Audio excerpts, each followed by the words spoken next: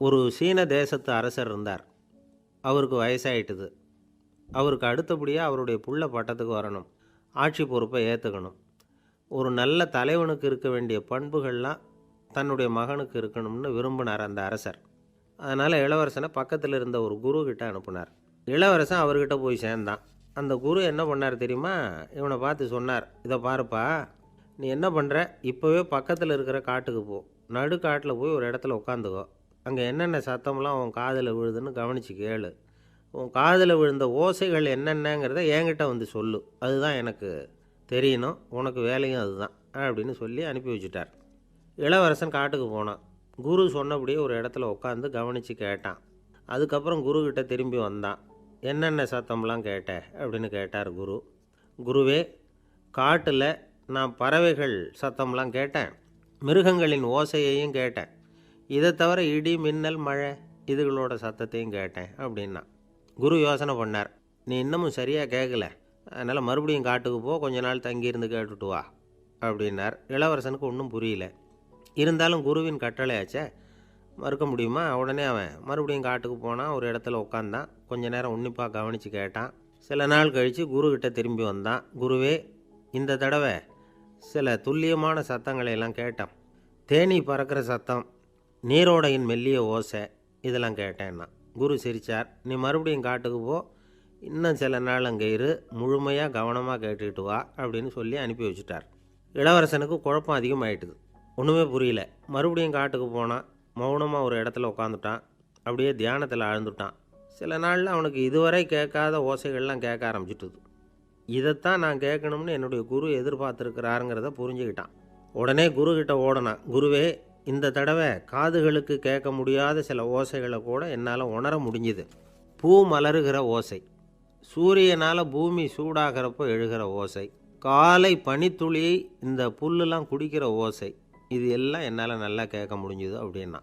குருவுக்கு இப்போ தான் திருப்தி ஏற்பட்டு தான். இளவரசனை பார்த்து சொன்னார், இதை பாருப்பா, இப்போ தான் நாட்டை ஆளுகிற தகுதி உனக்கு வந்திருக்குது அப்படின்னு சொல்லி அதுக்கு விளக்கமும் கொடுத்தாராம். எந்த அரசன் தன்னுடைய மக்களின் இதயம் பேசுகிற மௌன மொழியை, மௌன வார்த்தைகளை கேட்குறானோ அவன்தான் ஆள தகுதி உள்ளவன். எந்த அரசன் தன்னுடைய மக்களின் உணர்ச்சிகளை உண்மையாக உணர்றானோ அவன்தான் முதன்மையான அரசன். போலி வார்த்தைகளை மட்டும் கேட்டுட்டு பல மௌன ராகங்களை காதில் வாங்கிக்காதவன் அரசனே இல்லை. எந்த நாட்டில் எப்போ ஒரு அரசன் தன்னுடைய மக்களின் உணர்ச்சிகளை கேட்க மறுக்கிறானோ அன்னையிலேருந்தே அந்த நாடு அழிய தொடங்குது அப்படின்னு அர்த்தம். இதுதான் அந்த குரு இளவரசனுக்கு போதித்தது. வாயால் பேசுகிறத மட்டும் கேட்டு ஏமாறக்கூடாது, உணர்ச்சிகளையும் கேட்குறதுல தான் மனப்பக்குவம் உண்டாகும். மக்கள் உணர்ச்சிகளை புரிந்து கொள்ளாத அரசர்கள் நீடிச்சிருக்க முடியாது. அது மாதிரி நாடுகளில் அடிக்கடி குழப்பம் தான் உண்டாகும். அப்படி இருந்தால் அடிக்கடி ஆட்சி மாறிக்கிட்டு இருக்கும். அப்படிப்பட்ட ஒரு தேசம், அங்கே ஒரு சிறைச்சாலையில் 3 கைதிகள் பேசிக்கிட்டு இருந்தாங்க. ஒருத்தன் சொன்னான், நான் இந்த நாட்டு ராஜாவை எதிர்த்து பேசிக்கிட்டு இருந்தேன், அதனால் என்னை பிடிச்சி கொண்டாந்து இங்கே போட்டுவிட்டாங்க அப்படின்னா ஒருத்தன். இன்னொருத்தன் சொன்னான், நான் இந்த நாட்டு ராஜாவை ஆதரித்து பேசிக்கிட்டு இருந்தேன், அதனால் என்னை பிடிச்சி கொண்டாந்து இங்கே தள்ளிவிட்டாங்க அப்படின்னா. அது சரி, நீ என்ன தப்பு பண்ண அப்படின்னு சொல்லி 3வது ஆளை பார்த்து இவங்க கேட்டாங்க. அதுக்கு அந்த ஆள் சொல்கிறான், நான் தான் இந்த நாட்டு ராஜா அப்படின்னானா. ஒரு ஆசாமி வேகமாக ஓடிக்கிட்டு இருந்தான். ஏன் இப்படி ஓடுறேன்னு கேட்டார் இன்னொருத்தர். அங்கே ஒரு ஆள் அடிபட்டு கிடக்கிறான், அதை பார்த்தேன், உடனே ஓடுறேன்னா. எங்கேன்னு கேட்டார். ஆஸ்பத்திரிக்குன்னா. ஒரு ஆள் அடிபட்டு கிடக்கிறத பார்த்தா உடனடியாக நாம் செய்ய வேண்டியது முதல் உதவி, அதுக்கப்புறம் தான் ஆஸ்பத்திரி. இன்றைக்கி விபத்துங்கிறது சர்வசாதாரணமாக நடந்துக்கிட்டு இருக்குது. வாகன விபத்து, வெடிகுண்டு விபத்து, தீ விபத்து, கட்டடம் சரியறது, பூகம்பம், இப்படி நிறைய நடக்குது. ஒரு விபத்தை பார்த்துட்டா நம்மளில் பல பேர் நமக்கு என்னத்துக்கு வம்புன்னு ஒதுங்கி போயிடுறதும் உண்டு. சில பேர் துணிஞ்சு கிட்ட போய் உதவி செய்கிறதும் உண்டு. அப்படி உதவி செய்ய நினைக்கிறவங்களுக்கு உபயோகப்படுற தகவல் இது. விபத்தில் காயமடைஞ்சவங்களை 3 பிரிவாக பிரிக்கலாமா. முதல் வகை கொஞ்சம் சீரியஸானது, உயிருக்கு உடனே ஆபத்து தரக்கூடியது. மூளை காயம், முகம் கழுத்து காயங்கள், இருதயம் நுரையீரல் காயங்கள், வயத்தில் உள்ளுறுப்பு காயங்கள், அதிகப்படியான இரத்தப்போக்கு, இதனால எல்லாம் பாதிக்கப்பட்டிருந்தால் அது முதல் வகை அப்படின்னு நாமளே மனசுக்குள்ளே முடிவு பண்ணிக்கணும். இவங்களுக்கெல்லாம் உடனடியாக முதல் உதவி கொடுக்கணும். தாமதப்படுத்தாமல் ஆஸ்பத்திரிக்கு கொண்டுகிட்டு போயிடணும். இப்படி கொஞ்சம் எச்சரிக்கையாக நடந்துக்கிட்டால் அவங்களில் பல பேரை காப்பாற்றி போடலாம். 2வது வகை எப்படின்னா, முதல் உதவி விரைவாக கிடைச்சா உயிர் பிழைக்கக்கூடிய மார்பு காயங்கள், கைகால் எலும்பு முறிவு, இடுப்பு முதுகெலும்பு காயம், சீரான இரத்த சேதம், இப்படிப்பட்டவங்களை வந்து 2வது வகையாக பிரிக்கணும். ஆபத்தில்லாத சிராய்ப்புகள், சிறு காயங்கள், இரத்த உறைவுகள், இதனால் பாதிக்கப்படுறவங்க 3வது வகை. ஒருத்தர் தலையில் அடிபட்டு நினைவு விழுந்துட்டார்னு வச்சுங்க, அவருக்கு வாந்தி வர்றதுனால புறையேறி மூச்சு அடைப்பு உண்டாகும். இப்படி ஆகாமல் இருக்கிறதுக்காக தலையை ஒரு பக்கமாக சாய்ச்சி வைக்கலாம். நாடி துடிப்பையும் இதய துடிப்பையும் தொட்டு பார்க்கணும். அது குறைஞ்சிருந்தாலும் சரி, நின்று இருந்தாலும் சரி, அவர் மார்பை வந்து நிமிஷத்துக்கு 80 தடவை உள்ளங்கையால் அழுத்தி இதய துடிப்பை வந்து மீட்கிறதுக்கு உதவி பண்ணணும். கழுத்தில் காயம்பட்டாலும் ஆபத்து அதிகம். கழுத்துக்கு அடியில் ஒரு துண்டை மடித்து வைக்கலாம். 2 பக்கமும் சின்ன தலையணை அல்லது துணி மடிப்புகளை வச்சு கழுத்தை அதிகமாக அசையாமல் பார்த்துக்கலாம். முதுகெலும்பு முறிஞ்சிருக்குமோ அப்படிங்கிற சந்தேகம் இருந்ததுன்னா அவரை அதிகமாக அசைய விடக்கூடாது. அதிகமாக அசைஞ்சால் தண்டு இடத்துல பாதிப்பு ஏற்பட்டு கைகால் விளங்காமல் போயிடும். அவரை ஒரு கனமான போர்வை இல்லைன்னா பாயில் படுக்க வச்சு 4 பேர் மெதுவாக தூக்கி மருத்துவ உதவிக்கு அனுப்பி வைக்கலாம். கையெலும்பு முறிஞ்சிருந்தால் முறிஞ்ச பாகத்தை உடம்போடு சேர்த்து அசையாமல் கட்டி போடலாம். கால் எலும்பு முறிஞ்சிருந்தால் மற்ற காலோடு சேர்த்து கட்டி போடலாம். முறிஞ்ச பாகம் தொங்காமல் பார்த்துக்கணும். அப்போ தான் வீக்கம் உண்டாகாமல் இருக்கும். வெட்டு காயம், குண்டடிப்பட்ட காயம், இதிலெல்லாம் ரத்தப்போக்கு அதிகமாக இருக்கும். ரத்தம் வெளியேற ஆபத்து அதிகம். சுத்தமான துணியை பல மடிப்புகளை மடித்து காயத்தின் மேலே வச்சு அழுத்தமாக ஒரு 10 நிமிஷம் பிடிச்சிக்கணும். ரத்தம் நின்ன உடனே காயத்துக்கு கட்டு போடலாம். சில சமயம் காயம்பட்ட பாகத்தை உயரமாக தூக்கி பிடிச்சிக்கிட்டா தான் ரத்த கசிவு நிற்கும். இந்த விவரங்களையெல்லாம் கொஞ்சம் மனசில் வாங்கி வச்சுக்கிட்டோம்னா சமயத்தில் உதவும். ஏன்னா இந்த காலத்தில் விபத்து வந்து எந்த ரூபத்தில் எப்போ வரும்னு யூகிக்கவே முடியல. நண்பர் ஒருத்தர் சொன்னார், நேற்றுக்கு பாருங்கள் சார், என் கண்ணு முன்னாடியே ஒரு சின்ன விபத்து நடந்ததுன்னார். என்னன்னு விசாரித்தோம். ஒரு பஸ்ஸில் வந்துக்கிட்டு இருந்தேன். அந்த பஸ்ஸில் பின்பக்கம் படி ஓரமாக நின்றுக்கிட்டு இருந்த ஒருத்தர் ரோட்டில் விழுந்துட்டார். டிரைவர் அதை கவனிக்கலை, நிறுத்தாமல் அவர் பாட்டுக்கு போகிறாருன்னார். கண்டக்டர் உடனே விசில் கொடுத்து பஸ்ஸை நிறுத்த வேண்டியது தானே அப்படின்னோம். அதுதான் சார் முடியாமல் போச்சுன்னார் அவர். ஏன்னு கேட்டாங்க. தவறி கீழே விழுந்ததே அந்த கண்டக்டர் தான் சார் அப்படிங்கிறார். ஒரு நண்பர், அவர்கிட்ட பேசிக்கிட்டு இருந்தேன். மனித உறவுகள் பற்றி அவர் சொல்லிகிட்டு இருந்தார். அமெரிக்காவில் தந்தை மகன் உறவு எப்படி இருக்குது அப்படிங்கிறத விளக்கிறதுக்கு அவர் ஒரு கதையை சொன்னார். ஒரு அப்பா பகல் பூராவும் அலுவலகத்தில் வேலை, ஓடி ஆடி உழைச்சிக்கிட்டு களைச்சி போய் ராத்திரி 10 மணிக்கு மேலே வீடு திரும்பினான். வீட்டு வாசலில் அவரோட மகன் காத்துக்கிட்டு இருக்கிறான். இன்னமும் தூங்கலை. அப்பாவை வாசல்லையே தடுத்து நிறுத்தி, அப்பா உனக்கு சம்பளம் எவ்வளவு அப்படின்னு கேட்குறான். ஏற்கனவே ஆஃபீஸு பிரச்சனைகளால் அலுத்து போய் திரும்புகிற அப்பாவுக்கு கோவம் வந்துடுது. என்னடா இப்படிலாம் கேளுன்னு உங்கள் அம்மா உனக்கு சொல்லி கொடுத்தாளா அப்படின்னு சொல்லிவிட்டு உள்ளே போய் சட்டையை கட்டி மாட்டிவிட்டு குளிச்சுவிட்டு மறுபடியும் வெளியில் வந்து உடையை மாற்றுகிற சமயம் அப்போ மறுபடியும் மகன் உள்ளே வந்து நிற்கிறான் அவர் முன்னாடியே. அப்பா உனக்கு எவ்வளவு சம்பளங்கிறான் மறுபடியும். அப்பாவுக்கு எரிச்சல் அதிகமாகிட்டுது. மணிக்கு $20 போதுமா அப்படின்னார். அப்படின்னா எனக்கு ஒரு $10 தர முடியுமான்னா மகன். இதுக்கு தான் என் சம்பளம் எவ்வளவுன்னு கேட்டியா? 2ஆம் வகுப்பு படிக்கிற உனக்கு எதுக்குடா $10 அப்படின்னு கத்திவிட்டு தொலைக்காட்சி பெட்டியின் முன்னாடி போய் உட்காந்துக்கிட்டு ஏதோ நிகழ்ச்சியை பார்க்க ஆரம்பிச்சிட்டார். கொஞ்ச நேரம் கழித்து மறுபடியும் மகன் வந்து நிற்கிறான். அப்பா ப்ளீஸ் எனக்கு ஒரு $10 கொடுக்க முடியுமா? மகனுடைய கண்களில் கண்ணீர். என்னடா அவன் கண்ணீரை காட்டி காரியம் சாதிக்கலாம்னு பார்க்குறியா? ஒரு காசு கூட கொடுக்க மாட்டான் போ அப்படின்னு விரட்டி விட்டான். மகன் கண்ணீரை தொடச்சிக்கிட்டே கண்ணை தொடச்சிக்கிட்டு பேசாமல் போய் படுத்துக்கிட்டானான். கொஞ்ச நேரம் ஆச்சு. அப்பாவோட கோபம் கொஞ்சம் கொஞ்சமாக குறைஞ்சிது. பிள்ளைகிட்ட கோபமாக கத்துனது தப்பு தாங்கிறது புரிஞ்சுது அவனுக்கு. எழுந்திரிச்சு போனான், படுக்கை இறக்கி போனான். மகனை பார்த்தான். அவன் தலையணையை கட்டி பிடிச்சிக்கிட்டு அழுதுகிட்டு இருக்கிறான். அவனை மெல்ல நெருங்கி அவங்ககிட்ட எதமாக பேசுகிறதுக்கு ஆரம்பித்தானான். எதுக்குடா உனக்கு $10 பள்ளிக்கூடத்தில் கேட்டாங்களா அப்படின்னு கேட்டானான். மகன் சொல்லியிருக்கான், இல்லை டாடி, உனக்கு 1 மணி நேரம் சம்பளம் $20ன்னு சொன்னேன். நீ ஏற்கனவே எனக்கு கொடுத்த பாக்கெட் மணி $10 என்கிட்ட இருக்குது. இப்போ நீ இன்னொரு $10 கொடுத்தீங்கன்னா அதையும் சேர்த்து $20 ஆகிடும். அந்த $20 நான் உனக்கு கொடுத்துருவேன். அப்படி கொடுத்தா நீ என் கூட 1 மணி நேரம் செலவழிப்ப இல்லையா? அதுக்காக தான் $10 கேட்டேன் அப்படின்னு சொன்னானான். அந்த அப்பா கண்ணு கலங்கி போச்சான். ஆதரவோடு தன்னுடைய மகனை கட்டி பிடிச்சி அழ ஆரம்பிச்சிட்டாராம். இதுதான் நண்பர் சொன்ன கதை. அமெரிக்கா மட்டும் இல்லை, உலகம் பூராவும் இன்றைக்கி மனித உறவுகள் இப்படி தான் மாறிட்டுருக்கு. பெரியவர்கள் அறிவுரை என்ன தெரியுமா? உங்கள் குழந்தைகளிடமிருந்து குழந்தை பருவத்தை பிரித்து விடாதீர்கள் அப்படிங்கிறது தான். அதாவது இன்றைய குழந்தைகள் தங்கள் பிருந்தாவனத்தை இழந்து விடுகிறார்கள் அப்படிங்கிறது அவங்களுடைய கருத்து. இந்த நிலைக்கு நாம் காரணமாக இருந்துடக்கூடாது. குழந்தைகளோட விளையாடுவோம், குடும்பத்தோடு உறவாடுவோம் அப்படிங்கிறது தான் நம்முடைய நோக்கமாக இருக்கணும். இன்றைய உறவு முறைக்கு இன்னொரு உதாரணம் சொல்லுவாங்க. ஒருத்தர் வந்தாராம், அவர் பக்கத்தில் ஒரு சின்ன பையன். நாம் அவரை விசாரிக்கிறோம், யார் இந்த பையன் அப்படின்னா அவர் சொல்கிறார், இவன் எனக்கு தூரத்து உறவு அப்படின்னாராம். இந்த தூரத்து உறவுன்னா எப்படின்னு இருக்கான். இதுக்கு அவன் சொல்லியிருக்கிறான், இவன் எங்கள் அப்பாவுக்கு 8வது புள்ள அப்படின்னானான். ஒரு ஊரில் ஒரு பெரிய ஞானி இருந்தார். அவர் படுக்கையில் இருந்தார். இன்னும் கொஞ்சம் நேரம்தான் அவர் இந்த உலகத்தில் இருக்க போகிறார். அவரை சுற்றி ஏகப்பட்ட கூட்டம். ஏற்கனவே அவருடைய உபதேசங்களை கேட்டவங்க பல பேர் வந்து அவரை சுற்றி நிற்கிறாங்க. அந்த ஞானி மெதுவாக கண்ணை திறந்து பார்க்குறார். எல்லாரும் அவருடைய கடைசி வார்த்தையை கேட்கறதுக்காக அவளோட காத்துக்கிட்டு இருக்கிறாங்க. அந்த ஞானி மெதுவாக பேச ஆரம்பித்தார். நான் என்னுடைய வாழ்நாள் பூராவும் உங்களுக்கு நிறைய போதனைகள் சொல்லிக்கிட்டு இருக்கிறேன். பேரானந்தம், மகிழ்ச்சி, தியானத்தன்மை இதை பற்றியெல்லாம் சொல்லியிருக்கிறேன். இப்போ நான் வேறு ஒரு கரைக்கு போய்கிட்டுருக்கிறேன். நான் இனிமேல் இந்த கரையில் இருக்க மாட்டேன். நீங்கள் நான் சொன்னதையெல்லாம் கேட்டீங்க, ஆனால் எதையும் நீங்கள் வந்து நடைமுறைப்படுத்தி பார்க்கல. எல்லாம் கேட்டதோடு சரி, அதோடு விட்டுவிட்டீங்க. அப்புறம் அதை தள்ளி போட்டுக்கிட்டே வந்துட்டீங்க. மேலும் அதை தள்ளி போடுறதுல எந்த பிரயோஜனமும் கிடையாது. இப்போ நான் போய்கிட்டு இருக்கிறேன், உங்களில் யாராவது என்னோட வர்றதுக்கு தயாரா அப்படின்னு கேட்டார். அவ்வளவுதான். யாரும் வாயை திறக்கலை. ஒரே மௌனம், சத்தமே இல்லை.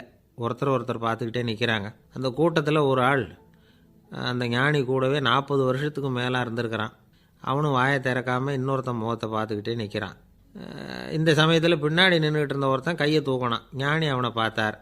சரி, ஒருத்தனுக்காவது நம்மோட வர்றதுக்கு தைரியம் இருக்குது அப்படின்னு நினச்சார். ஆனால் அந்த ஆள் என்ன சொன்னான் தெரியுமா? ஐயா, நீங்கள் கேட்குறப்போ நான் உடனே எழுந்திருக்கல, கையை மட்டும்தான் தூக்கினேன். என்ன காரணம்னா, நான் எப்படி அடுத்த கரைக்கு வந்து சேர்றதுங்கிறது தெரிஞ்சுக்கிறதுக்காகத்தான்.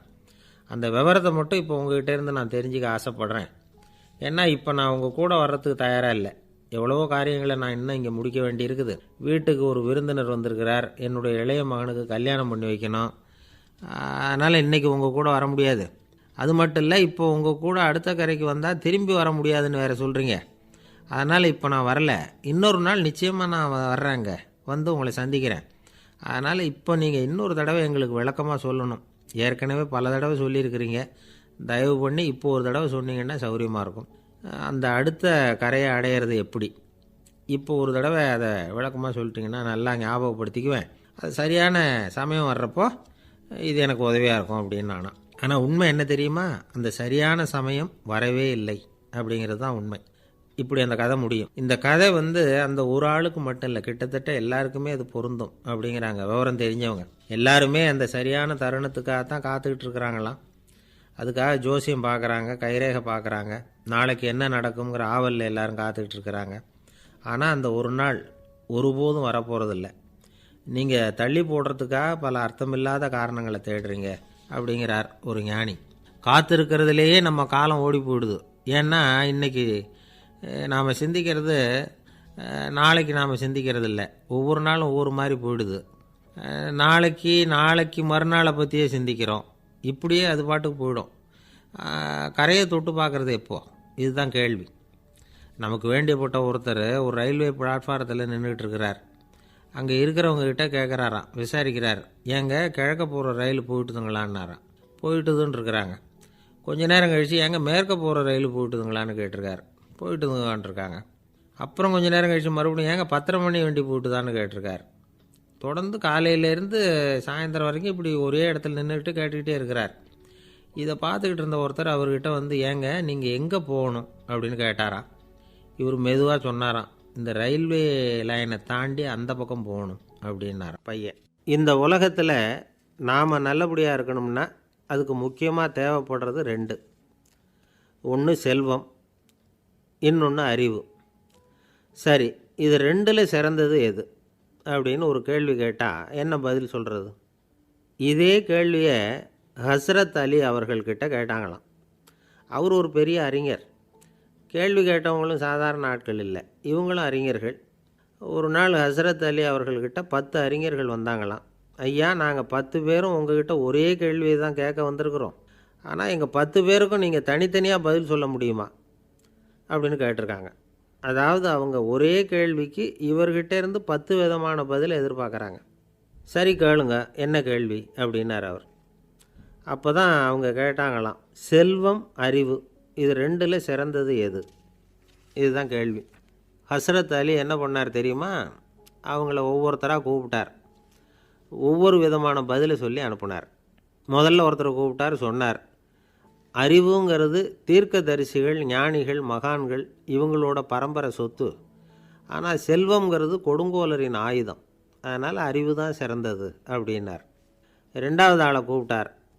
உங்ககிட்ட செல்வம் இருந்தால் நீங்கள் தான் அதை காப்பாற்றணும். ஆனால் அறிவு உங்களை எப்பவும் காப்பாற்றும். ஆகவே அறிவு தான் சிறந்தது அப்படின்னார். மூணாவது ஆளை கூப்பிட்டார். செல்வந்தனுக்கு எப்போதும் விரோதிகள் அதிகம், ஆனால் அறிஞனுக்கு நண்பர்கள் அதிகம். அதனால் அறிவு தான் சிறந்ததுன்னார். அடுத்தவரை கூப்பிட்டார்.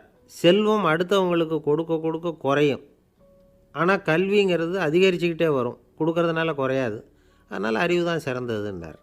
இன்னொருத்தரை கூப்பிட்டார். அறிவுள்ளவன் எப்பவும் அதை அடுத்தவங்களுக்கு வாரி வழங்கிக்கிட்டே இருப்பான்.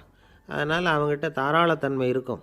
ஆனால் செல்வந்தன்கிட்ட கஞ்சத்தனம் தான் இருக்கும். அதனால் அறிவு தான் சிறந்ததுன்னார். ஆறாவது நபரை கூப்பிட்டார். செல்வத்தை கள்வர்கள் திருடிட்டு போக முடியும், ஆனால் அறிவை அப்படி திருடிட்டு போக முடியாது அப்படின்னார். ஏழாவது நபரை கூப்பிட்டார். செல்வம் கால ஓட்டத்தில் அழிஞ்சிரும், ஆனால் அறிவை கால ஓட்டம் ஒன்றும் பண்ண முடியாது. ஆகவே அறிவே சிறந்ததுன்னார்.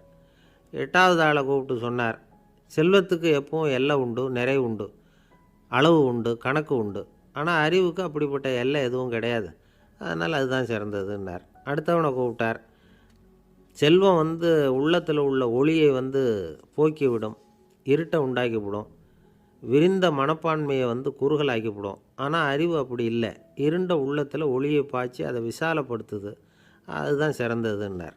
கடைசியாக 10வது நபரை கூப்பிட்டார். செல்வம் மனசில் செருக்கை உண்டாக்குது, ஆணவத்தை ஏற்படுத்துது. அதனால் நானே கடவுள்னு நினைக்கிற அளவுக்கு மனுஷனை தாழ்த்தி விடுது. ஆனால் அறிவு பணிவையும் பண்பாட்டையும் வளர்க்குது. அதனால் அறிவு தான் சிறந்ததுன்னார்.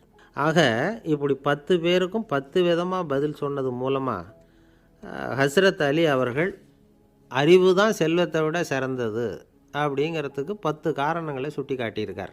அந்த அறிஞர் 10 பேர் கேட்ட ஒரே கேள்விக்கு 10 பதில் சொன்னார். நமக்கு வேண்டிய ஒருத்தர் 10 பேர் கேட்ட கேள்விக்கு ஒரே பதில் சொல்லி சமாளித்தார். கேள்வி என்ன தெரியுமா?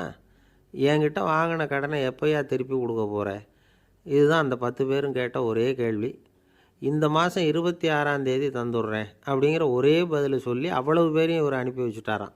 எல்லாரும் போனதுக்கப்புறம் இவரை தனியாக கூப்பிட்டு கேட்டிருக்கிறாங்க. அது என்ன சார் கணக்கு, 26ஆம் தேதி அன்னைக்கு என்ன அதிசயம் நடக்க போகுது அப்படின்னு கேட்டிருக்காங்க. அதிசயம் அன்னைக்கு இல்லை, அதுக்கு நாளே நடக்க போகுதுன்னாராம். விவரமாக சொல்லுங்கன்னு இருக்காங்க. வேறு ஒன்றும் இல்லைங்க, 26ஆம் தேதி தானே எல்லாரையும் வர சொல்லியிருக்கிறேன், அதுக்கு நாளே நான் புறப்பட்டு தலைமறைவாயிட போகிறேன் அப்படின்னாராம் ரொம்ப பெருமையாக. துருக்மேனியாவில் அஷ்காபாத் அப்படின்னு ஒரு நகரத்தில் ஒரு புவியியல் விஞ்ஞானி இருந்தார்.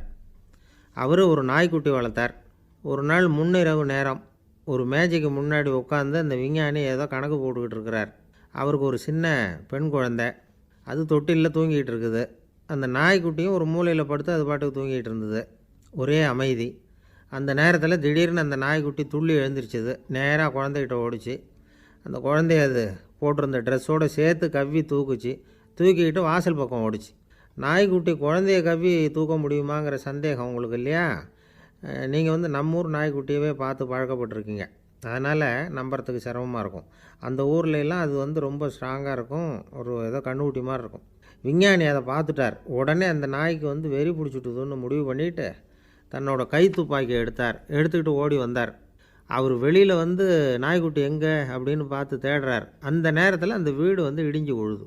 காரணம் பூமி அதிர்ச்சி. இப்படி பூமி அதிர்ச்சி உண்டாக போகுதுங்கிறது அந்த நாய்க்குட்டிக்கு முன்னாடியே தெரிஞ்சு போச்சு. அதுதான் குழந்தைய தூக்கிட்டு வெளியில் ஓடி வந்திருக்குது. அது மூலமாக அந்த குடும்பத்தையே காப்பாற்றிருக்குது அந்த நாய்க்குட்டி. இந்த சம்பவம் நடக்கிறதுக்கு 3 நாளைக்கு முன்னாடியே சில பிராணிகளுக்கு இப்படி நடக்க போகுதுங்கிறது தெரிஞ்சிருக்குதான். ஆமாம், அந்த நகரத்தில் 3 நாளைக்கு முன்னாடியே பாம்பு, பல்லி இதெல்லாம் அது தங்கியிருந்த வலையை விட்டு வெளியில் ஓடி வந்துட்டுது.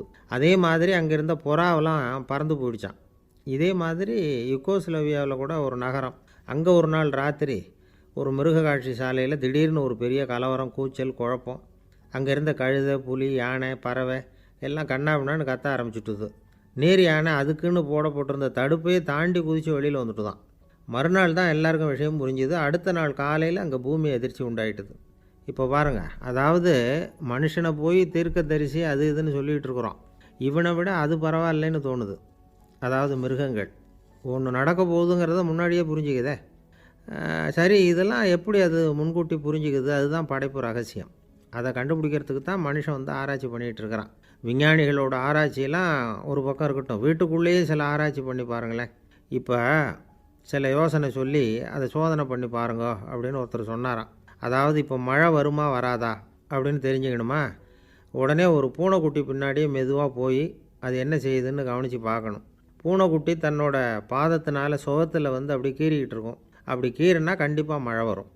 சில சமயம் பூனைக்குட்டி அப்படியே மல்லாந்து படுத்துக்கிட்டு பாதத்தை உயர தூக்கும், அப்படியும் இப்படியும் புரளும். இப்படி செஞ்சதுன்னா அன்னைக்கும் மழை இருக்காது. அதனால் முன்னாடி இருந்தது மழை வர்றதுக்கு அறிகுறி, இது மழை இல்லைங்கிறதுக்கு அறிகுறி. பறவைகள், பிராணிகள் இதுகளோட நடவடிக்கைகளை பார்த்துட்டு அதையெல்லாம் அடிப்படையாக வச்சு தான் காலநிலையை கண்டுபிடிக்கிற கருவிகளை கண்டுபிடிச்சிருக்கிறாங்க. வாத்து இருக்குல்ல, சில சமயம் தன்னோட அலகை தன்னோட இறகுகளில் அப்படியே புதைச்சிக்கும். அப்படி செஞ்சால் குளிர்காலம் வரப்போகுதுன்னு அர்த்தம். பருவநிலை குளிராக மாறப்போகுதுங்கிறதுக்கு இதுதான் அறிகுறி. சிட்டுக்குருவி இருக்குதுல்ல, அதெல்லாம் புழுதியில் உழுந்து புரளும், சிறகுகளை வந்து படபடன்னு அடிச்சுக்கும். அப்படி செஞ்சால் மழை வரப்போகுதுன்னு அர்த்தம். ஒன்று மட்டும் நாம் நல்லா தெரிஞ்சுக்கணும், இயற்கையின் சீற்றம்னு சொல்கிறோம் இல்லையா, இயற்கை ஏன் நம்ம மேலே கோவப்படுது? இயற்கையை நாம் அனுசரித்து போகிறதில்ல, அதனால் கோவப்படுது. காடுகளை அழிக்கப்படாது, விலங்குகளை கொல்லக்கூடாது, இயற்கை ஏற்படுத்தி வச்சுருக்கிற சமநிலையை கெடுக்கக்கூடாது. அதை புரிஞ்சுக்கிட்டு வாழ்ந்தோம்னா பூமியும் நடுங்காது, நாமளும் நடுங்க வேண்டிய அவசியம் இருக்காது. ஒருத்தர் இருந்தார், சாராய கடைக்கு போனாராம், நிறைய சாப்பிட்டார். அப்புறம் சொன்னார், இது ரொம்ப அற்புதமான சரக்கு போல் இருக்குது, உள்ளே போன உடனே இந்த பூமியே நடுங்கிறது மாதிரி இருக்குது எனக்கு அப்படின்னாராம்.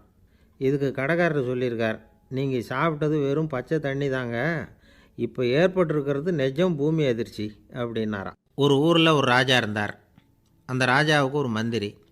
ராஜா ரொம்ப நியாயமானவர், நேர்மையானவர், கண்டிப்பானவர். தப்பு செய்கிறது யாராக இருந்தாலும் தண்டனை கொடுப்பார். வேண்டியவங்களுக்கு ஒரு நியாயம், வேண்டாதவங்களுக்கு ஒரு நியாயங்கிறதெல்லாம் அவர்கிட்ட கிடையாது.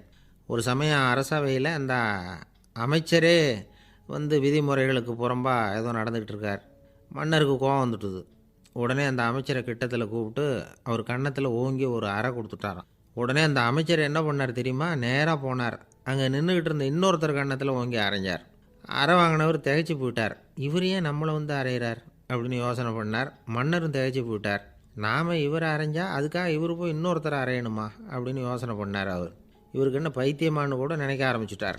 ஆனால் என்ன ஆச்சுன்னா, அப்புறம் அமைச்சர் அவர் கவனிச்சிக்கிட்டு இருந்தாரா, அவர் இன்னொருத்தர் அரைஞ்சார் இல்லையா, அந்த அறை வாங்கின ஆசாமியை பார்த்து கத்திக்கிட்டு இருந்தார். யார்? அமைச்சர். ஏன்பா என்கிட்ட அறையை வாங்கிக்கிட்டு இப்படி விவரம் இல்லாமல் நின்றுக்கிட்டு இருக்கிறிய, நான் உனக்கு கொடுத்ததை நீ வேறு யாருக்கிட்டையாவது கொடுத்துரு அப்படின்னார். உடனே அந்த ஆள் பார்த்தான், தனக்கு அடுத்தபடியாக நின்றுக்கிட்டு இருந்தவனை ஓங்கி ஒரு அறை அரைஞ்சான். அவன் கன்னத்தை தடவிட்டே யோசனை பண்ணான். இது ஏதோ புரிஞ்சுக்கிட்ட மாதிரி அடுத்தாப்பில் நின்றுக்கிட்டு இருந்தவனை அரைஞ்சான். இப்படி இந்த அறை வந்து மாறி மாறி போய்கிட்டே இருக்குது. ஊர் பூரா பிரயாணம் பண்ண ஆரம்பிச்சுட்டுது. அன்றைக்கி ராத்திரி அந்த ராஜா படுக்கிறதுக்காக போனார். அந்த நேரம் பார்த்து அவர் கன்னத்தில் பலார்னு ஒரு அறை விழுந்தது. நம்மளே அரையிறது யார் அப்படின்னு அதிர்ச்சியோட மன்னர் திரும்பி பார்க்குறாரு. அரைஞ்சது அவரோட மனைவி. என்னாச்சு உனக்குன்னு கத்துனார் ராஜா. உங்களுக்கு தெரியாதா, ஊர் பூரா ஒருத்தர் மாற்றி ஒருத்தர் மூலமாக இந்த அறை வந்து பிரயாணம் பண்ணிட்டு வருது அப்படின்னாங்க அந்த அம்மா. அப்படின்னா ஆரம்பித்த இடத்துக்கே வந்துட்டுதா அப்படின்னாராம் மன்னர். என்ன சொல்கிறீங்கன்னு கேட்டிருக்காங்க. இவர் விவரத்தை சொன்னாராம். அப்படின்னா நீங்கள் ஆரம்பித்து வச்ச இந்த விளையாட்டை நான் முடிச்சு வச்சுட்டேன் அப்படின்னாங்களாம் அந்த அம்மா. மறுநாள் காலை மறுபடியும் அரசவை கூடிச்சு அந்த அமைச்சர் மன்னரை பார்த்து கேட்டார், என்ன மகாராஜா, என்கிட்ட கொடுத்ததை திருப்பி வாங்கிட்டீங்களா அப்படின்னாராம். இப்படி நடக்கும்னு நான் எதிர்பார்க்கவே இல்லைன்னார் மன்னர். ஆனால் நான் எதிர்பார்த்தேன், அது எங்கே போயிட போகுது, ஊர் பூரா சுற்றி கடைசியில் உங்ககிட்ட தான் வந்து சேரும் அப்படிங்கிறது எனக்கு தெரியும் அப்படின்னாராம் அமைச்சர். இந்த கதை வந்து வேடிக்கையாக இருந்தால் கூட இதில் உள்ள கருத்து முக்கியமானது. இந்த உலகத்தில் பல கருத்துக்கள் இப்படி தான் மாறி மாறி சுற்றி வந்துக்கிட்டே இருக்குது. நம்மால் ஒருத்தன் தன்னுடைய நண்பன் ஒருத்தனை கடத்தெருவில் பார்த்தான். உடனே ஓடி போய் பலார்னு ஒரு அறை கொடுத்தானான். அவன் கன்னத்தை தடவிட்டு ஏன்டா என்ன அரைஞ்சேன்னு கேட்டிருக்கான். நீ ஏன்டா என்னை முட்டாள்னு என் மனைவிட்ட போய் சொன்னேன் அப்படின்ட்டுருக்கான் அவன். உன்னை ஒரு முட்டாள்னு சொன்னதுக்காகவா நீ என்ன அரைஞ்ச அப்படின்னு கேட்டிருக்கான் இவன். டேய், நான் அதுக்காக அறையலப்பா, அது ஒரு பெரிய ரகசியம் நான் முட்டாளுங்கிறது. அந்த ரகசியத்தை நீ ஏன் எங்கள் வீட்டில் போய் சொன்னேன், அதுக்காக தான் அரைஞ்சேன் அப்படின்னு அவன். பக்தின்னு சொல்கிறோம் இல்லையா, அது 3 வகைப்படும் அப்படிங்கிறார் ஒரு பெரியவர். அது என்ன 3 வகைன்னா, தெய்வ பக்தி, அடியார்கள் பக்தி, குரு பக்தி. அடியார் பக்தியை விட தெய்வ பக்தியை விட குரு பக்தி தான் ரொம்பவும் சிறந்ததுங்கிறார் அவர். தெய்வத்துக்கிட்ட செஞ்ச பாவம் குருநாதர்கிட்ட தீர்ந்துருமா, குருநாதர்கிட்ட செஞ்ச பாவம் தெய்வத்துக்கிட்ட போனாலும் தீராதான். இப்படி பெரியவங்களாம் சொல்லி வச்சுருக்கிறாங்க. ஒரு காடு, அங்கே அயோத தௌமியர் அப்படின்னு ஒரு தபோதனர், அவர் பல மாணவர்களை ஒன்றா சேர்த்து ஒரு குருகுலம் நடத்திக்கிட்டு இருக்கிறார். பல தரப்பட்டவங்க பல திறப்பட்டவங்க மாணவர்கள் அதில் சேர்ந்து படிச்சுக்கிட்டு இருக்கிறாங்க.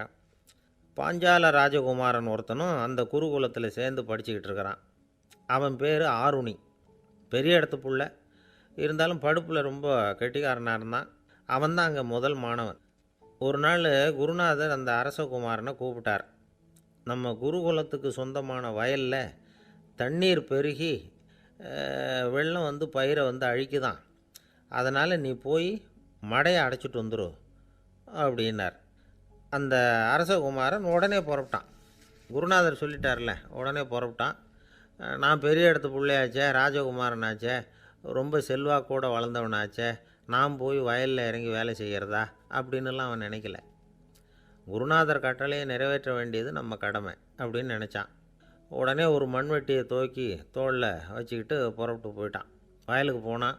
பார்த்தான், தண்ணி கரையை உடச்சிக்கிட்டு வயலுக்குள்ளே ஏகமாக பாஞ்சிக்கிட்டு இருக்குது. இவன் மண்வெட்டியால் களிமண்ணை புல்லோடு சேர்த்து புல் பற்ற மாதிரி வெட்டி வெட்டி போட்டான். இருந்தாலும் மடையை அடைக்க முடியல. தண்ணி அதை மீறி வந்துக்கிட்டே இருக்குது.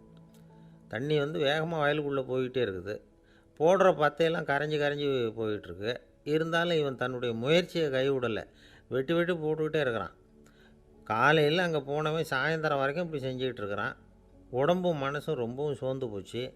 இருந்தாலும் குருநாதர் இட்ட கட்டளையை நிறைவேற்றாமல் இருக்கிறோமேங்கிற ஒரு குறை அவனுக்கு இருக்குது. குரு கட்டளையை நிறைவேற்றாத நான் இன்னமும் இருக்கணுமா அப்படின்னு யோசனை பண்ண ஆரம்பிச்சிட்டான். என்ன செய்யலாம்னு பார்த்தான். நம்ம குருநாதர் இட்ட பணிக்காக இந்த உடம்பையே தியாகம் பண்ணலாம் அப்படின்னு முடிவு பண்ணான். தண்ணி பாயுதில் அதுக்கு குறுக்க விழுந்து அப்படியே மடையை அடைச்சிக்கிட்டு அப்படியே படுத்துட்டான். இது மற்றவங்களுக்கு தெரியாது. அன்னைக்கு ராத்திரி ஒரு விளக்கு முன்னாடி உட்காந்து குருநாதர் பிள்ளைங்களுக்கு பாடம் சொல்லி கொடுத்துக்கிட்டு இருக்கிறார். வரிசையில் இருக்கக்கூடிய ராஜகுமாரனை காணலை. நம்ம ஆருணி எங்கே போனா அப்படின்னு சொல்லி மற்ற மாணவர்களை விசாரித்தார். இப்போ அவங்க சொன்னாங்க, சுவாமி, அவன் காலையில் வயலுக்கு மடையை அடைக்கிறதுக்காக போனான், நீங்கள் தான் போக சொன்னீங்க, இன்னும் திரும்பி வரல அப்படின்னு அவர் பையன். குருநாதர் உடனே ஒரு தீவெட்டி எடுத்துக்கிட்டு மாணவர்களை அழைச்சிக்கிட்டு வயலுக்கு போனார். அங்கே போய் பார்த்தா ஆளை காணும்.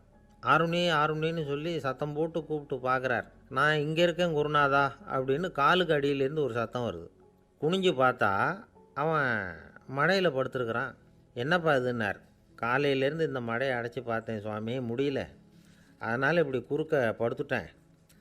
என்னை தாண்டறதுக்கு பயந்து போய் தண்ணியே தேங்கி நின்றுட்டுது அப்படின்னா.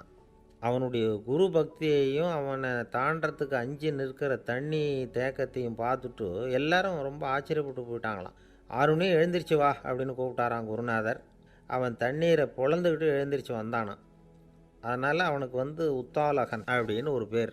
உத்தாலகன்னா தண்ணீரை பிளந்தவன் அர்த்தம். அந்த உத்தாலகன் மாதிரி இந்த காலத்து மாணவர்களுக்கும் குரு பக்தி வேணும் அப்படின்னு சொன்னோம் ஒரு பள்ளிக்கூடத்தில். உடனே நிறைய மாணவர்கள் எழுந்திரிச்சு நின்னாங்க. சார், நீங்கள் எங்களை இன்னமும் சரியாக புரிஞ்சுக்கலன்னு நினைக்கிறோம். அன்னைக்காவது ஒருத்தன் அப்படி இருந்தான், இன்றைக்கி ஏகப்பட்ட உத்தாலகர்கள் இருக்கிறோம். எங்கள் வாத்தியார் கட்டளை இட்டால் இப்போவே அது மாதிரி வயலுக்கு போய் மடையில் குறுக்கப்படுத்துக்கிறதுக்கு இந்த வகுப்பில் உள்ள அத்தனை பேரும் தயாராக இருக்கிறோம் அப்படின்னாங்க. அப்படியா அப்படின்னு சொல்லி கேட்டோம் ரொம்ப சந்தோஷமாக. ஒருத்தன் ரொம்ப அடக்கமாக எழுந்திரிச்சான். அப்புறம் சொன்னான், ஆமாம் சார், வகுப்பில் இவர் நடத்துகிற பாடத்தை கேட்டுக்கிட்டு இருக்கிறத விட பேசாமல் போய் மடையில் படுத்துடுறது ஒன்றும் கஷ்டமான காரியமாக இருக்காது, அதனால தான் எல்லோரும் அங்கே போகிறேன்னு சொல்கிறோம் அப்படிங்கிறான். ஒரு இலக்கிய கூட்டம் ஏற்பாடு பண்ணியிருக்கிறோம், நீங்கள் அவசியம் அதில் பேசணும் அப்படின்னு கேட்டுக்கிட்டார் ஒருத்தர். வேணாங்க, 4 பேருக்கு முன்னாடி வந்து நிற்கிறதுனா எனக்கு ரொம்ப கூச்சமாக இருக்கும் அப்படின்னாரு இவர். ஏன் சார் இன்னமும் குழந்த மாதிரி கூச்சப்படுறீங்களே அப்படின்னார் அவர். அவரை ஒரு மாதிரியாக சமாளித்து அனுப்பி வச்சுட்டு அதுக்கப்புறம் அதை பற்றி இவர் யோசித்து பார்த்துருக்கார். சில நிபுணர்கள் எழுதியிருக்கிறத படித்தும் பார்த்துருக்கிறார். மனோதத்துவ நிபுணர்கள் என்ன சொல்கிறாங்க தெரியுமா? 10லேருந்து 20% குழந்தைகள் பிறக்கிறப்பவே கூச்ச சுபாவம் கொண்டதாக தான் இருக்குதாம். ஒரு தாத்தா தன்னோட பேர பிள்ளைய ஆசையாக கூப்பிடுறார் விளையாட்டு காட்ட, அதை அழுதுகிட்டு ஓடி போகுது. ஒரு அம்மா தன்னோட பிள்ளைய பள்ளிக்கூடத்தில் சேர்க்கறதுக்காக கூப்பிட்டுக்கிட்டு போகிறாங்க. அந்த புள்ள அம்மாவோட முந்தானையில் ஒளிஞ்சிக்கிட்டு வெளில வரமாட்டேங்குது. இவங்களெல்லாம் எப்படி சமாளிக்கிறது? குழந்தைகளோட கூச்ச சுபாவத்தை போக்குறது எப்படி? இதுக்கு நிபுணர்கள் சில யோசனைகளை சொல்லியிருக்கிறாங்க. மற்றவங்களுக்கு முன்னாடி என் பையனுக்கு கூச்சம் ரொம்ப அதிகம் சார், மற்றவங்க பார்த்தா ரொம்ப வெக்கப்படுறான், இப்படி சொல்கிற அப்பாக்கள் உண்டு. என் பையன் புது மனுஷாலை பார்த்தா அட்டையாக ஒட்டிக்குவான் சார் அப்படின்னு சொல்கிற அப்பாக்களும் உண்டு. இப்படிலாம் குழந்தைகளுக்கு வந்து முத்திரை குத்துறது ரொம்ப தப்பான். புதுசாக யாராவது வீட்டுக்கு வந்தால் குழந்தை தானாக தன்னோட கூச்சத்தையும் பயத்தையும் போக்கிக்கிட்டு சகஜமாக மாறி வர்றதுக்கு வாய்ப்பு கொடுக்கணுமா. ஒரு கூட்டத்துக்கோ அல்லது சொந்தக்காரங்க கல்யாணத்துக்கோ குழந்தைய அழைச்சிட்டு போகிறீங்க, அங்கே போய் கட்டாயப்படுத்தி குழந்தைய மற்றவங்க கிட்ட பேச சொல்லக்கூடாது. சில சமயம் குழந்தை தானாக தன்னுடைய கூச்ச சுபாவத்தை விட்டு பேசுகிறதுக்கு முன் வந்தால் அதை பாராட்டணும். குழந்தை கலகலப்பு இல்லாமல் மௌனமாக இருந்ததுன்னா அதையும் கண்டுக்கக்கூடாது. குழந்தை பேச ஆரம்பித்தா அதை ஆர்வத்தோடு கவனிக்க தெரியணும். கலந்து உரையாடுற பழக்கத்தை வீட்லேயே ஆரம்பிக்கலாம். கேட்டதுக்கு பதில் சொல் அப்படின்னு நீங்கள் அதிகாரம் பண்ணிகிட்டு இருக்கக்கூடாது. அது வந்து குழந்தைக்கு பேசுகிற சந்தர்ப்பத்தை குறைச்சிருமா. இப்போ நாம் அதிகாரம் பண்ணால் கேலி செய்கிற பழக்கம் குழந்தைகளை வந்து ரொம்ப பாதிச்சிருமா. பெரியவங்களானதுக்கு அப்புறமும் சில பேர் கூச்சத்தோடவும் பயத்தோடவும் இருக்கிறதுக்கு இதுதான் காரணம். சின்ன வயசில் அவங்கெல்லாம் ஏதாவது கேலிக்கு ஆளாகி இருப்பாங்க. 2வது குழந்தை மூத்த குழந்தைய வந்து கேலிக்கு ஆளாகிற சந்தர்ப்பங்களை கண்டு கேலி பண்ணினா அது இளம் நெஞ்சங்களை விட்டு நீங்கிறதே இல்லையா. எப்பவும் குழந்தையோட நடை உடை பாவனைகளை பற்றி சொல்லிக்கிட்டே இருக்கக்கூடாதான். அதுவே கூச்ச சுபாவத்தை கொண்டுட்டு வந்துடுமா. அப்பா எங்கேன்னு யாராவது கேட்டால் இது மாதிரி இன்ன காரியத்துக்காக வெளியில் போயிருக்கார், இத்தனை மணிக்கு திரும்பி வருவார் அப்படின்னு சொல்கிற அளவுக்கு குழந்தைகளை வந்து பழக்கப்படுத்தி வைக்கணும்.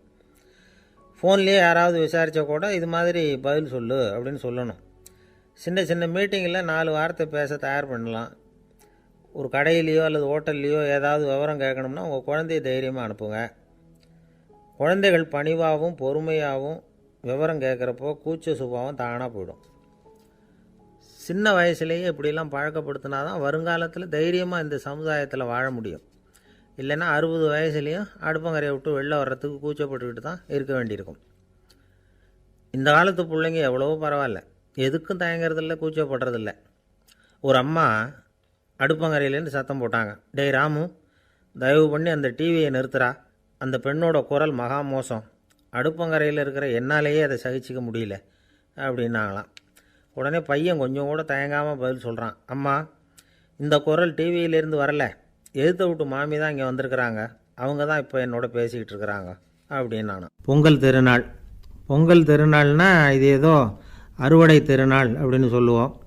அதாவது வருஷம் பூரா நாம் பாடுபட்டு அதனுடைய பலனை அனுபவிக்கிற நாள் அப்படிங்கிறது நாம் சொல்லிகிட்டு இருக்கிறது. இது முக்கியமாக இது வந்து ஒரு நன்றி அறிவிப்பு நாள் அப்படின்னு சொல்லுவாங்க.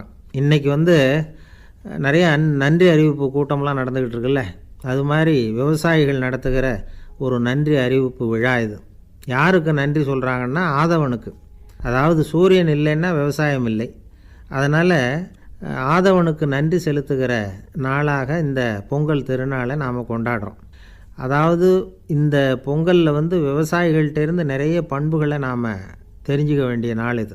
விவசாயிகள் வந்து அவங்க விவசாயம் முன்னேறி இருக்கிற அளவுக்கு விவசாயிகளுடைய வாழ்க்கை தரம் முன்னேறலை. அந்த அளவுக்கு அவர்கள் வந்து நாட்டுக்காக உழைச்சிக்கிட்டு இருக்கிறாங்க. அந்த காலத்திலே அதை பற்றி ஒரு கதை சொல்கிறது உண்டு. ஒரு வயசான ஆள் நிலத்தில் ஏறு உழுதுகிட்டு இருந்தாராம். கிழிஞ்சு போன ஒரு சின்ன துண்டை தான் இடுப்பில் கட்டியிருந்தாராம். தலையில் ஒரு கந்தலை சுற்றி இருந்தார். உடம்பு பூரா சேரு, ரொம்ப ஏழை. ஏறு ஓட்டிகிட்டு இருக்கிறவர் வேறு எப்படி இருப்பார்? இருந்தாலும் அந்த ஆள் ரொம்ப ஜாலியாக பாட்டு பாடிக்கிட்டே ஏறு உழுதுகிட்டு இருந்தாராம். உடம்புல தான் அவர் ஏழையை தவிர மனசில் ஒரு ஏழையாக தெரியல. அந்த சமயத்தில் அந்த நாட்டு ராஜா அந்த பக்கமாக குதிரை மேலே வந்தாராம். வேட்டைக்கு போயிட்டு பரிவாரங்களோடு திரும்பி வந்துக்கிட்டு இருக்கிறார். ரொம்ப செல்வ செழிப்பில் இருக்கிற ராஜா அவர் இந்த வயசான விவசாயியை பார்த்துருக்கார். இந்த ஆள் ரொம்பவும் ஏழைங்கிறது அவரை பார்த்தாவே பளிச்சுன்னு தெரியுது. கட்டிக்கிறதுக்கு நல்ல துணி இல்லை, உடம்போ இழைச்சி போயிருக்குது, வயிறு முதுகில் போய் ஒட்டிகிட்டு இருக்கு, கண்ணு குழி விழுந்து போயிருக்குது. ஆனாலும் முகத்தை பார்த்தா சந்தோஷமாக இருக்கிற மாதிரி இருக்குது. இவ்வளோ உற்சாகமாக பாடிக்கிட்டு இருக்கிறாரே அப்படின்னு ஆச்சரியமாக நினச்சி பார்த்தார் அந்த ராஜா. சரி, அவர்கிட்ட கொஞ்சம் பேச்சு கொடுத்து பார்க்கலாம் அப்படின்னு முடிவு பண்ணார். ஐயா பெரியவரே, இப்படி கொஞ்சம் வர முடியுமான்னாராம். பொழுது போகிறதுக்குள்ளே நான் இந்த வயல் பூரா உழவு ஓட்டி ஆகணும், அதனால் பேசுகிறதுக்கு நேரம் இல்லை அப்படின்னாராம் அந்த பெரியவர். என்ன அவ்வளவு அவசரமாக? மீதி இருந்தால் நாளைக்கு உழுதக்கூடாதா? அது சரி, உனக்கு எத்தனை ஏக்கர் நிலம் இருக்குது அப்படின்னு விசாரிச்சிருக்கார் ராஜா. எனக்குன்னு சொந்தமாக உள்ளங்கை அளவு கூட நிலம் கிடையாது. இது எங்கள் முதலாளியோட நிலம். இதை பூராவும் உழுது முடித்தாதான் அவர் கூலி கொடுப்பார். நான் கூலிக்கு உழுதுகிட்டு இருக்கிறேன். உங்ககிட்ட பேசிக்கிட்டு இருந்தால் அவருக்கு துரோகம் பண்ணது மாதிரி ஆகிடும் அப்படின்னாராம். ராஜா குதிரையை விட்டு கீழே இறங்கினார். வரப்பில் நடந்து அந்த பெரியவர்கிட்டே போனாராம். சரி, ஒரு நாள் பூரா உழுதா உனக்கு எவ்வளவு கூலின்னு கேட்டிருக்கார். 8 அணா கூலி கிடைக்கும்னாராம் அவர். இது ரொம்ப காலத்துக்கு முன்னாடி நடந்த ஒரு சம்பவங்கிறதுனால அப்போ 8 அணா கூலிங்கிறது ரொம்ப பெருசு. இருந்தாலும் அதுவும் அந்த ராஜாவுக்கு பெரிய கூலியாக தெரியல. இவ்வளவு தானா, இதை வச்சுக்கிட்டு நீ எப்படி காலம் தள்ளுற அப்படின்னாராம். ஒன்றும் கவலை இல்லை அப்படின்னாராம் அவர். ராஜாவுக்கு ரொம்ப ஆச்சரியமாக போச்சு. 8 அணா கூலி வாங்குகிற இந்த ஆள் கவலை இல்லாமல் இருக்கிறார், ஏராளமான வசதியோடு இருக்கிறன்னா கவலை இல்லாமல் வாழ முடியலையே அப்படின்னு நினச்சி பார்த்துருக்கார். அது சரி, 8 அணாவில் எப்படி குடும்பம் நடத்துகிற அப்படின்னு கேட்டாராம். எனக்கு கிடைக்கிற 8 அணாவில் 2 அணா குடும்பத்துக்கு செலவழிக்கிறேன், 2 அணா பழைய கடனுக்கு கொடுக்குறேன், 2 அணா தர்மம் செய்கிறேன், 2 அணா வட்டிக்கு கொடுக்குறேன், ஒரு குறையும் இல்லைன்னாராம். ராஜாவுக்கு ஒன்றும் புரியல. எனக்கு ஒன்றும் புரியலையேன்னு இருக்கார். ஐயா, எனக்கும் என் மனைவிக்கும் 2 அணா செலவாகுது. வயசான அம்மா அப்பா இருக்கிறாங்க, சின்ன வயசில் என்னை காப்பாற்றினவங்க அவங்க. அந்த கடனுக்கு 2 அணா செலவாகுது, அது பழைய கடன். என் தங்கச்சி ஒருத்தி ஆதரவு இல்லாத நிலைமையில் தன்னுடைய மகனோட என் வீட்டில் இருக்கிறா. அவளுக்கும் அவள் மகனுக்கும் 2 அணா செலவு பண்ணுறேன், அது தர்மம். எனக்கு 2 பிள்ளைங்க இருக்கிறாங்க, அவங்களுக்கு 2 அணா செலவு பண்ணுறேன், அது வட்டிக்கு கொடுக்கறது மாதிரி. பிற்காலத்தில் அவங்க எங்களை காப்பாற்றுவாங்க. அந்த வகையில் நான் திருப்தியோடு வாழ்ந்துக்கிட்டு இருக்கிறேன் அப்படின்னாராம். ராஜாவுக்கு அர்த்தம் புரிய ஆரம்பிச்சுதான். அந்த பெரிய நிலத்தை விலை கொடுத்து வாங்கி அந்த பெரியவருக்கே தானமாக கொடுத்துட்டாராம். இப்போ உழுதவருக்கே நிலம் சொந்தமாகிட்டுது. அன்னையிலேருந்து அரசனுக்கும் ஆறுதல் கிடைச்சிதான். இப்படி ஒரு கதை சொல்லுவாங்க. 8 அணா வருமானத்தை வச்சுக்கிட்டு எப்படி காலத்தை தள்ளுறதுன்னு சொல்கிறதுக்காக இந்த கதையை சொல்கிறதாக யாரும் தப்பாக நினச்சிக்கக்கூடாது. கிடைக்கிறத எப்படி பங்கு போடுறார், எப்படி திருப்தியாக வாழறார் அப்படிங்கிறது தான் முக்கியம். அது மாதிரி இன்றைக்கு இந்த பொங்கல் திருநாளில் உழவர்கள் மனசு மகிழ்ச்சியாக இருந்ததுன்னா அது எல்லாரும் மகிழ்ச்சியாக இருக்கிறது மாதிரி அர்த்தம். அதனால் அவர்கள்ட்டேருந்து நாம் பாடம் கற்றுக்கணும். சில உழவர்கள் தங்கள் நிலத்தில் விளையிறத தாங்கள் சாப்பிட மாட்டாங்க, அடுத்தவங்கள்ட்ட விற்றுட்டு சந்தையில் போய் வேறு அரிசி வாங்கிட்டு தான் இவங்க சாப்பிடுவாங்க. அப்படிப்பட்ட விவசாயிகள்லாம் இது உண்டு. பங்கிடுகிற பண்பை உழவர்கள்ட்டேருந்து கற்றுக்கொள்ளுங்கள் அப்படிம்பாங்க. ஒரு ஆள் நிம்மதியாக மகிழ்ச்சியாக இருந்தானா, உங்கள் நிம்மதிக்கும் மகிழ்ச்சிக்கும் என்ன காரணம்னு கேட்டிருக்கார் இன்னொருத்தர். என்கிட்ட இருந்தது பூராவையும் என் பிள்ளைங்களுக்கு சமமாக பங்கு போட்டு கொடுத்துட்டேன், எனக்குன்னு எதுவுமே வச்சுக்கல, அதுதான் நிம்மதிக்கு காரணம்ன்றிருக்கான். உங்ககிட்ட இருந்தது எவ்வளவு இருந்தது அப்படின்னு கேட்டிருக்காரு அவர். மொத்தமாக ஒரு 50,000 ரூபா இருக்கும் அப்படின்னு இருக்கான். அவ்வளவும் பணமாகவே இருந்ததா அப்படின்னு கேட்டிருக்காங்க அவங்க. இல்லைங்க, அவ்வளவும் கடன், அதை தான் பிரித்து கொடுத்துருக்கேன் பிள்ளைங்கக்கிட்ட அப்படின்னு நானும். அவன் எது ரொம்பவும் கஷ்டமான காரியம் அப்படின்னு கேட்டார் ஒருத்தர். ஒருத்தருக்கு ஒருத்தர் சண்டை போடாமல் இருக்கிறது தான் ரொம்ப கஷ்டமான காரியம் அப்படின்னு தோணுது. ஒரு நாட்டுக்கும் இன்னொரு நாட்டுக்கும் சண்டை, நாட்டுக்குள்ளேயே ஒரு குரூப்புக்கும் இன்னொரு குரூப்புக்கும் சண்டை. ஏன் சண்டை போட்டுக்கிறீங்கன்னு கேட்டு பாருங்கள். நாங்கள் சமாதானத்துக்காக தான் சண்டை போட்டுக்கிறோம் அப்படிம்பாங்க. வாழறதுக்காக பிறந்த மனுஷன் லட்சியத்துக்காக உயிரை விட தயார் அப்படின்னு சொல்லிகிட்டு இருப்பான். அப்படி உயிரை விடுறவங்கள நாமளும் பாராட்டுவோம். ஆனால் ஒன்றும் இல்லாத விஷயங்களுக்கெல்லாம் சண்டை போடுறவங்களெல்லாம், அப்படிப்பட்டவங்களையும் சரி உயிரை விடுறவங்களையும் சரி என்னென்னு சொல்கிறது. யுத்தங்களாலேயும் சண்டைகளாலேயும் நாம் அடையிறது என்னங்கிறது ஒரு பக்கம் இருக்கட்டும், இழக்கிறது என்ன தெரியுமா? ஏராளமான உயிர்கள். ரத்தம் சிந்துறதுக்கு நான் தயார் அப்படின்னு மார்தட்டி சொல்லலாம், ஆனால் ரத்தம் சிந்துனா உயிர் காத்துக்கிட்டு இருக்க தயார் இல்லை. அதாவது உயிர் நமக்காக காத்துக்கிட்டு இருக்க தயார் இல்லை. இழக்கிற ரத்தத்தை ஈடுகட்டினா தான் உயிரை காப்பாற்ற முடியும். அதனால் இது சம்மந்தமாக ஆராய்ச்சி செய்கிற கட்டாயம் ஏற்பட்டு போச்சு. அதோட விளைவாக புதுசாக ஒன்றை கண்டுபிடிச்சிருக்கிறாங்க. அதுதான் செயற்கை ரத்த பொடி.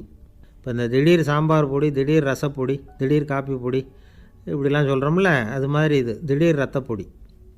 இஸ்ரேல் ஒரு சின்ன நாடு, மக்கள் தொகை குறைச்சல், அதோட போர்கள் வேறு. அதனால் காயம்பட்டவங்களை காப்பாற்றியே தீர வேண்டிய கட்டாயம். காப்பாற்றணும்னா ரத்த இழப்பை தடுக்கணும். அப்படின்னா உடனடியாக புது ரத்தம் செலுத்தி ஆகணும். திடீர்னு ரத்தம் வேணும்னா எங்கே போகிறது? அதுவும் கிடைக்கிற ரத்தம் சேர்கிற குரூப்பாக இருக்கணும். ஒரு வேடிக்கை பார்த்தீங்களா, நான் வேறு குரூப்பு நீ வேறு குரூப்புன்னு இவன் சண்டை போடுறான். இதில் அடிபட்டவனுக்கு ரத்தம் கொடுக்க போனால் அதுலேயும் அது வேறு வேறு குரூப்பாக இருக்குது. அது ரத்தமும் வேறு வேறு குரூப்புன்னு சொல்லிகிட்டு இருக்குது. எந்த குரூப்பு ரத்தம் வேணும், அது உடனடியாக கிடைக்கலன்னா என்ன பண்ணுறது? இப்படிப்பட்ட கஷ்டம்லாம் நமக்கு வந்துடுது. இதுக்காக தான் விஞ்ஞானிகள் இந்த ரத்த பொடியை கண்டுபிடிச்சிருக்கிறாங்க. அதாவது ஒரு ஆள் அடிபட்டு போட்டான்னு வச்சுங்களேன், அவனுக்கு ரத்தம் கிடைக்கல. உடனே என்ன பண்ணலாம்? இந்த சுத்தப்படுத்தப்பட்ட தண்ணீரை கொஞ்சம் எடுத்துக்க வேண்டியது, அதில் இந்த ரத்த பொடியை கரைக்க வேண்டியது. இப்போ இந்த செயற்கை ரத்தம் தயாராகிட்டுது. இதை அந்த ஆள் உடம்புல ஏற்றி விட்டுற வேண்டியது. இயற்கையாக நம்ம உடம்பில் இருக்கிற ரத்தம் என்னென்ன வேலை செய்யுதோ அதே வேலையை இதுவும் செய்யும். அதாவது ஆக்சிஜனை உடம்புல எல்லா இடத்துக்கும் எடுத்துகிட்டு போகுது. அந்த வேலையை இந்த செயற்கை ரத்தமும் செஞ்சுடுது. ஆனால் ஒரு விஷயம், இந்த செயற்கை ரத்தம் ஒரு அவசரத்துக்கு தான் உபயோகப்படுத்தலாம், ஒரு முதல் உதவி மாதிரி. அதை அப்படியே நிரந்தரமாக விட்டுற முடியாது. பின்னாடி தேவையான குரூப்பு உண்மையான ரத்தம் கிடைச்ச உடனே அதை செலுத்திக்கணும். உண்மையான ரத்தத்தை 20லேருந்து 40 நாள் வரைக்கும் தான் பாதுகாக்க முடியும். அதுவும் குளிர்பதன பெட்டியில். அதுக்குள்ளே உபயோகப்படுத்தலைன்னா அது வீணாக போயிடும். இந்த ரத்த பொடி அப்படி இல்லை, எவ்வளோ நாள் வேணும்னாலும் அப்படியே வச்சுருக்கலாம். குளிர்பதன பெட்டியும் தேவையில்லை. ஆனால் ஒன்று, இது தண்ணியில் கலந்து செயற்கை ரத்தமாக ஆக்கிவிட்டா அதோட வலு 72 மணி நேரம் தான். அதாவது 3 நாள். அதுக்குள்ளே அந்த ஆசாமியை எங்கேயாவது ஆஸ்பத்திரிக்கு தூக்கிட்டு போய் உண்மையான ரத்தத்தை கொடுத்துடணும். சண்டையில் அடிபடுறவங்க, சாலை விபத்தில் அடிபடுறவங்க, இவங்களுக்கெல்லாம் அவசரத்துக்கு கை கொடுத்து உதவுறது இந்த செயற்கை ரத்த பொடி. அதுக்கப்புறம் நாம் கொடுக்குற ரத்தம் தான் அவங்கள காப்பாற்றணும். இன்றைக்கி ரத்தத்தை தானமாக கொடுக்க தயாராக இருக்கிற நல்ல உள்ளங்கள் ஏராளம். எவ்வளவு ஆக்சிடெண்ட்டு, ஆப்ரேஷன், இதில் சம்மந்தப்பட்டவங்களை காப்பாற்றுறது நாம் தானமாக கொடுக்குற ரத்தம் தானே. ஒரு ஆக்சிடெண்ட்டு, ஒரு ஸ்கூட்டர் ஒரு ஆள் மேலே மோதி விட்டுது. பார்த்து வரக்கூடாதா அப்படின்னா அந்த ஆள், நீ தான் பார்த்து நடக்கணும், ஏன்னா 20 வருஷமாக நான் அந்த ஸ்கூட்டரை ஓட்டிகிட்டு இருக்கிறேன் அப்படின்னானா இவன். இதுக்கு அவன் சொன்னானா, நீ தான் பார்த்து ஓட்டணும், ஏன்னா 40 வருஷமாக நான் இப்படி நடந்துக்கிட்டு இருக்கிறேன் அப்படின்னானா.